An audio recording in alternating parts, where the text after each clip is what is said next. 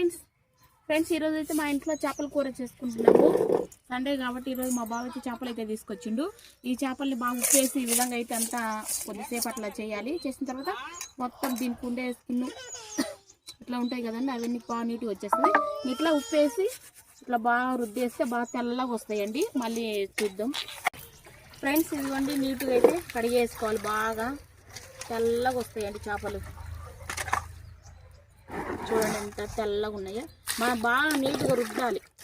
రుద్దితేనే చేప అనేది బాగా తెల్లగా వస్తుంది.